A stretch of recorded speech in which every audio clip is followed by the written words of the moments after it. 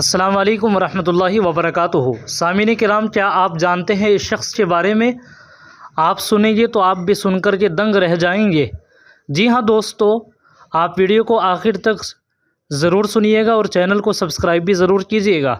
یہ وہ شخص ہے جس نے دین کا لباس اوڑھ کر امت کے نوجوانوں کو گمراہ کرنے کا بذریعہ سوشل میڈیا بھرپور انداز میں آغاز کیا ہے۔ سامعین کرام، اس نے اولیاء، صلحاء، سلف صالحین کے خلاف باضابطہ بازاری زبان کا آغاز کیا۔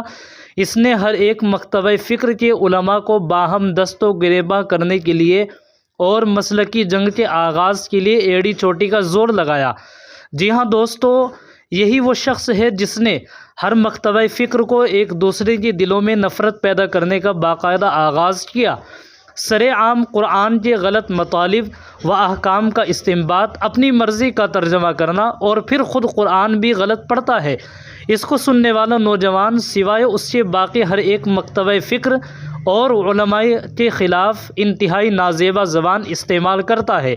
سامعین کرام، آج تک کسی عالم دین، مفتی، شیخ القرآن، شیخ الحدیث اور کسی مکتبہ فکر نے اس کی حمایت نہیں کی۔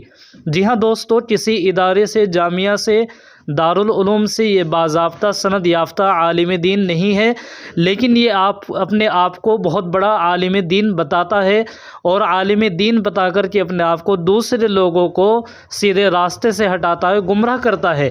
جی ہاں دوستو، یہی وجہ ہے کہ یہ اپنے روم سے باہر نکل کر کسی سے بات کرنے کو تیار بھی نہیں ہوتا ہے۔ یہ سارا نفرت کا بازار گرم کرنے کے بعد آج کے نوجوان کو علماء سے، اولیاء سے، اکابر سے، محسنان امت سے دور کرنے کے بعد اب یہ شخص اپنے اصلی روپ میں آ گیا ہے۔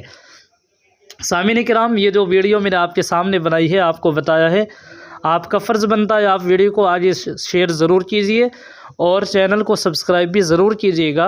اور اس کا طریقہ وہی ہے کہ اصل اگر ہمیں راہ راست پر آنا ہے، ایسے لوگوں سے ہمیں بچنا ہے، تو ایسے لوگوں کے بیانات ہرگز بالکل نہ سنیں۔ اور دوسری بات یہ ہے کہ دارالعلوم دیوبند میں جو ہمارے اکابرین ہیں، ہمارے علماء ہیں، صلحاء ہیں، جو بہت زیادہ علم رکھتے ہیں، ان سے رابطہ کریں، ان سے جڑ رہیں، تاکہ ہم غلط راستے پر نہ جائیں اور صحیح راستے سے ہم نہ بہک جائیں۔